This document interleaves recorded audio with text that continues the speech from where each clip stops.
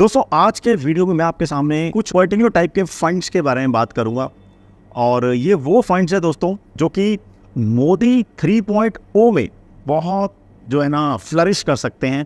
इन funds में जो लोग निवेशित हैं शायद पहले से वो इसको एक्सपीरियंस भी कर रहे होंगे कि इन फंड्स ने अच्छे रिटर्न्स उनको बना के ऑलरेडी दे दिए होंगे, लेकिन इनका जो पोटेंशियल है आगे जाकर के वो बेहतरीन है।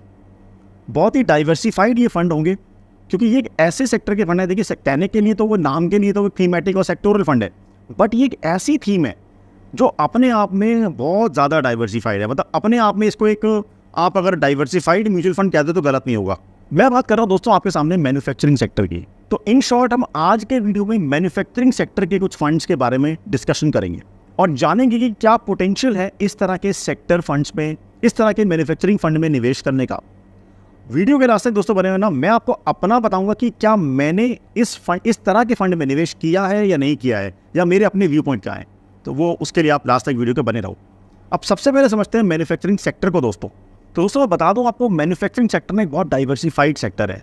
मैन्युफैक्चरिंग सेक्टर में आपका फार्मा सेक्टर भी आ जाता है, मैन्युफैक्चरिंग सेक्टर में आपका पावर सेक्टर आता है, इंफ्रास्ट्रक्चर आता है, बैंक्स आते हैं, इलेक्ट्रिकल इक्विपमेंट्स वाली कंपनीज आती हैं, कॉन्ट्रैक्ट मैन्युफैक्चरिंग वाली कंपनीज आती हैं। तो दुनिया भर की कंपनीज जो है ना इस सेक्टर के अंदर आती हैं। तो जैसे मैंने कहा नाम के लिए तो सेक्टर फंड हो गया, लेकिन अपने आप में डाइवर्सिफाइड है। तो मैन्युफैक्चरिंग सेक्टर का जो म्यूचुअल फंड होगा उसमें पावर कंपनीज भी होंगी, उसमें इंफ्रा कंपनीज भी होंगी, उसमें इलेक्ट्रिकल इक्विपमेंट वाली कंपनीज भी होंगी, कॉन्ट्रैक्ट मैन्युफैक्चरिंग वाली कंपनीज भी होंगी, जस्ट लाइक डिक्सन टेक है, जैसे इस तरह की कंपनीज वो भी कंपनीज होंगी, फार्मा कंपनीज भी होंगी, बैंक्स भी होंगे। तो ओवरऑल पोर्टफोलियो बनेगा। तो ये आपको ध्यान रखना है। तो अपने आप में एक तरह से आप एक डाइवर्सिफाइड पोर्टफोलियो में ही निवेश कर रहे हो। अनलाइक एक फार्मा फंड जहाँ सिर्फ फार्मा के स्टॉक्स होंगे, एक आईटी फंड जहाँ सिर्फ आईटी के स्टॉक्स होंगे, ये एक डाइवर्सिफाइड आपको जो है अप्रोच देता है निवेश करने की। अब दोस्तों मैन्युफैक्चरिंग सेक्टर की बात करें इंडिया में, तो India is the third most sought after manufacturing destination in the world and has the potential to export goods worth $1 trillion by 2030।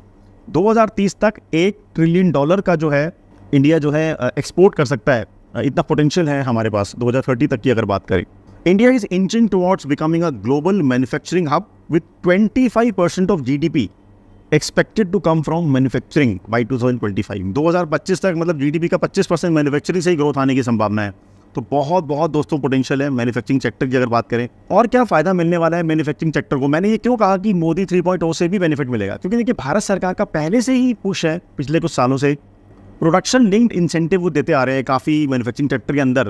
PLI scheme जिसे बोलते हैं, काफ़ी अलग अलग सेक्टर की कंपनीज को उन्होंने दिया है। उसका बेनिफिट जो है मैन्युफैक्चरिंग सेक्टर की कंपनीज को मिलता है, खासतौर पे इलेक्ट्रॉनिक्स गुड्स वाली जो कंपनीज होती है, कॉन्ट्रैक्ट मैन्युफैक्चरिंग वाली होती हैं, इन सबको इसका काफ़ी बेनिफिट मिलता है। तो वो बेनिफिट मिलेगा। और इसमें जो फ्यूचर इन्वेस्टमेंट्स होंगी किस तरह की कंपनीज में, ऑटो सेक्टर की कंपनीज हो गई, इलेक्ट्रॉनिक्स की कंपनीज हो गई, टेक्सटाइल इंडस्ट्री की कंपनीज हो गई, तो उससे भी जो है मैन्युफैक्चरिंग सेक्टर की ग्रोथ को बहुत फायदा मिलेगा। अभी तो मैंने इतने नाम लिए सेक्टर्स के, देखो इतने सेक्टर्स हैं मैन्युफैक्चरिंग सेक्टर में, मैंने ऑटो सेक्टर का नाम नहीं लिया, तो वो भी जोड़ लो आप। ऑटो के भी स्टॉक्स आपको दिखने वाले हैं मैन्युफैक्चरिंग सेक्टर के म्यूचुअल फंड के अंदर। अब मैन्युफैक्चरिंग सेक्टर से दोस्तों होने क्या वाला है, अगर मैन्युफैक्चरिंग सेक्टर ग्रोथ करेगा तो ऑब्वियसली इंडिया में जो इकोनॉमिक ग्रोथ है, इकोनॉमी की ग्रोथ है, वो भी बहुत ज़्यादा प्रोपेल करेगी। तो ऑब्वियसली इस तरह के सेक्टर की कंपनीज में जो लोगों ने निवेश किया होगा वो बड़ी वेल्थ बनाएंगे, इस पर कोई दो राय है ही नहीं। तो ओवरऑल अगर बात करें मैन्युफैक्चरिंग सेक्टर की ग्रोथ को इंडिया की इकोनॉमी की ग्रोथ से जोड़े तो कुछ गलत नहीं हो। तो आई होप आपको मैन्युफैक्चरिंग सेक्टर में जो ग्रोथ के पोटेंशियल है उसके बारे में आपको समझ आया होगा।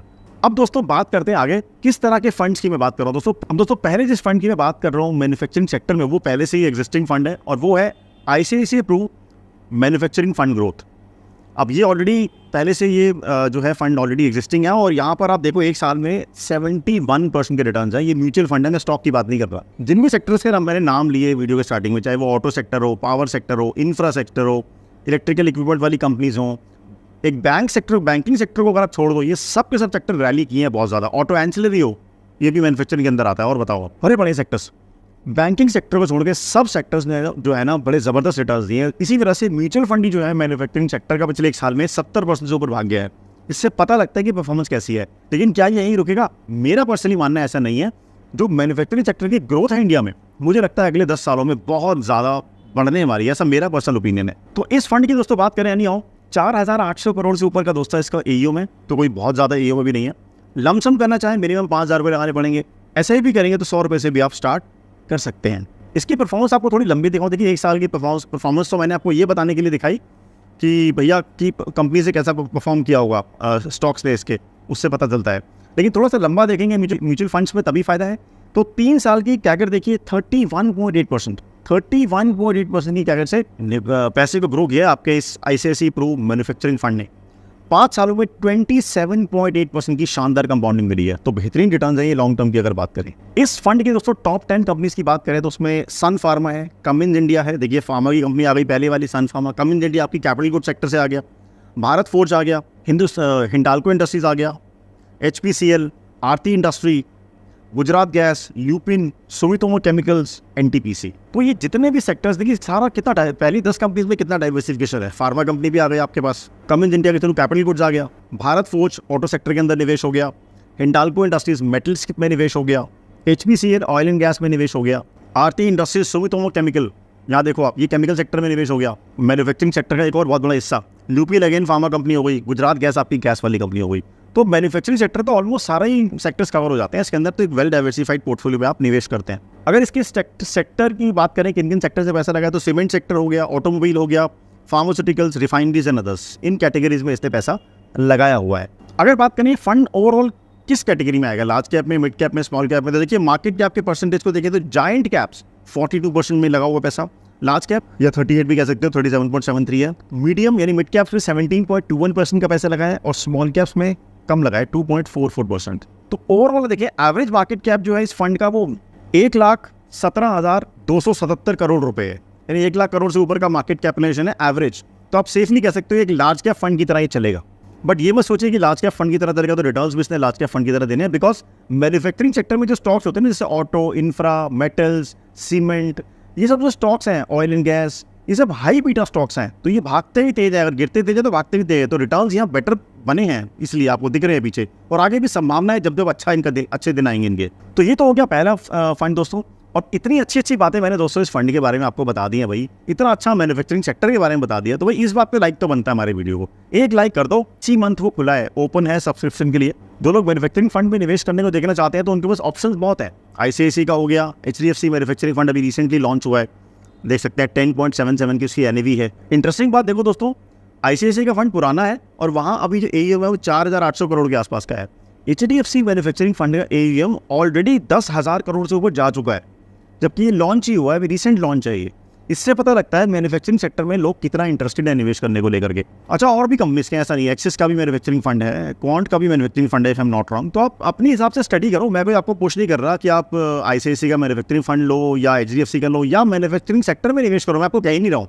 तो हमारा काम है अच्छे अच्छे वीडियोज़ बनाना आपके लिए और नॉलेज प्रोवाइड करना, बाकी तो इन्वेस्टमेंट आपने अपनी स्टडी करके करनी है, सिंपल सा फंड है। अब आते हैं दोस्तों लास्ट पार्ट पे वीडियो के, जहां मैंने आपसे देखो वीडियो को स्टार्टिंग में कहा था मैं आपको बताऊंगा कि मेरा क्या पॉइंट ऑफ व्यू भैया। बातें तो कर रहा हूं, मैंने क्या इस सेक्टर के फंड में निवेश किया है या नहीं किया है। तो देखिए बहुत ही क्लियरली बता दूं, बिल्कुल मैंने इस HDFC मैन्युफैक्चरिंग फंड जो है इसमें मैं स्लोली जो है इन्वेस्ट कर रहा हूँ। मैं कोई SIP इसमें नहीं कर रहा हूँ, मैं बड़ी ईमानदारी से आपको बता रहा हूँ। और ये मेरा इन्वेस्टमेंट अब तक का इसमें आप देख सकते हो, मेरी टोटल इन्वेस्टेड वैल्यू अभी 26,000 रुपीज़ है और थोड़ा सा प्रॉफिट इसमें भी हुआ हल्का सा, तो 27,661 इसकी जो है करंट वैल्यू आपको नजर आ रही होगी। लेकिन ऑब्वियसली मैं इसमें इतने कम निवेश पर रुकने नहीं वाला हूँ। अब सबसे पहले बता दूँ मैं क्यों निवेश कर रहा हूँ HDFC मैन्युफैक्चरिंग फंड में। ऑब्वियसली मैं इस मैन्युफैक्चरिंग थीम पे बहुत बुलिश हूँ और दूसरे मुझे लगता है ये डाइवर्सिफिकेशन बहुत है इसके अंदर, मतलब हर सेक्टर जो है ऑलमोस्ट कवर हो जाता है इस मैन्युफैक्चरिंग थीम के अंदर। तो डाइवर्सिफिकेशन है तो मुझे वो भी अच्छा लगता है। और मेरा स्टाइल हमेशा निवेश करने का देखिए ये है कि मैं वन गो में कभी निवेश नहीं करता, मुझे कोई जल्दी नहीं है। मतलब लोग कहते हैं ना एक ड्राइव में 5 लाख डाल दूँ, 10 लाख डाल दूँ, मैं बहुत धीरे धीरे निवेश करता हूँ। तो अपने हिसाब से, अपनी कंफर्ट के हिसाब से मैं इस फंड में निवेश कर रहा हूँ और अभी तक मैं 26,000 पे पहुँचा हूँ। और मेरा पूरा उम्मीद है कि मैं इसको समय समय पर इसमें निवेश करके इसमें लंबे समय के लिए और बड़ा अमाउंट जरूर निवेश करने वाला हूँ। तो ये मैंने आपको दोस्तों अपना व्यू पॉइंट बता दिया कि भैया HDFC मैन्युफैक्चरिंग फंड में मैं भी निवेशित हूँ और मैं समय समय पर इसमें अपने निवेश को करता रहूँगा थ्रू लमसम्स। ये मेरा तरीका है इसमें निवेश करने का। और जैसे कि मैंने कहा, मैं हमेशा छोटे छोटे ट्रांचेस में ही पैसे को निवेश करता हूँ, मैं कभी भी एक साथ बड़ा पैसा नहीं लगाता हूँ और धीरे धीरे over a period of time मैं एक बड़ा अमाउंट जो है छोड़ देता हूँ फिर लगा करके, और फिर उसको कंपाउंड होने के लिए मैं छोड़ देता हूँ। ये मेरा तरीका है, आपका तरीका मुझसे अलग हो सकता है। तो ये रहा दोस्तों आज का वीडियो, जो कि इंडिया के मैन्युफैक्चरिंग सेक्टर की ग्रोथ पे बेस्ड था, जहाँ कुछ अच्छे म्यूचुअल फंड्स को भी हमने कवर किया और मैंने आपको अपना भी दिखाया कि भैया मैं भी इस सेक्टर में डेफिनेटली निवेशित हूँ और लॉन्ग टर्म के लिए निवेशित रहूँगा। आशा करता हूँ दोस्तों आपको ये प्रेजेंटेशन अच्छा लगा होगा। बाकी मेरी तरफ से आपको कोई रिकमेंडेशन नहीं है कि आप इस सेक्टर में या इस थीम में या इस थीम पे किसी फंड में निवेश करो। आप अपनी स्टडीज़ करना और अपने फाइनेंशियल एडवाइजर से पूछ करके निवेश करना इस तरह के किसी भी थीमेटिक फंड में। ओके दोस्तों, good day and happy investing.